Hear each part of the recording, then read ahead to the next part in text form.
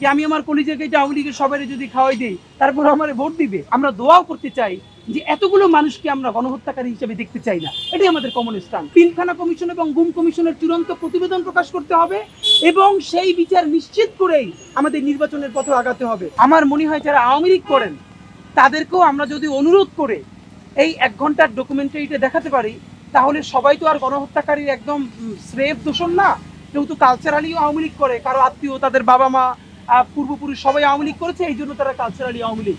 আমার মনে হয় ন্যূনতম বিবেকবোধ সম্পন্ন আওয়ামী লীগের যেই লোকেরা এই গণ অভ্যুত্থানের পক্ষে নেমেছে কিন্তু অনেক আওয়ামী লীগের সন্তান, আমার মনে হয় তাদেরকে যদি এই 1 ঘন্টার ডকুমেন্টারিটা আমরা দেখাতে পারি তাদের মনস্তাত্ত্বিক জগতেও একটা পরিবর্তন আসবে। একটা ব্যাপার দেখবেন, গণহত্যাকারীরা যখন আমাদেরকে গালি দেয় সেই মাঝে মধ্যে গালির হাজারটা গালির বিপরীতে একটা প্রতি উত্তর দেওয়া, এটা হলো তাদের সাথে বিনয়।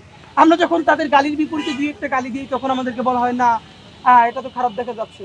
আমরা যখন তাদের হেদায়েতের জন্য দোয়া করি তখন আবার বলা হচ্ছে না আমরা এখন তাদের ভোট চাই। আমি আপনাদেরকে বিনীত অনুরোধ করে বলি, আপনারা নিজেরা একটু কেউ পারলে বুকে হাত দিয়ে বললেন, ধরেন আমরা যদি কলিজে কেটেও দিই আওয়ামী লীগের জন্য, আওয়ামী লীগ আমাদেরকে ভোট দিবে, এই যে দুনিয়ার কেউ বিশ্বাস করবে?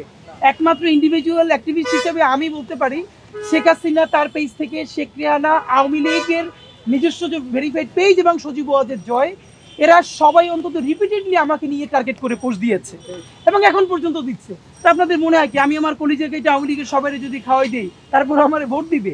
এই ভোটটা না ভাই, রাসূল সাল্লাল্লাহু আলাইহি সাল্লাম যখন তায়েফের সব থেকে তুমুলভাবে নির্যাতিত হচ্ছিলেন, আল্লাহ তাআলা ফেরেশতা পাঠিয়ে তাকে বলেছিলেন যে আপনি বলেন, জিবরিল আমিন বলেছিলেন যে আপনি বললে এই তায়েফকে আমি একটা চাপ দিব, তায়েফ 70 গজ নিচে চলে যাবে।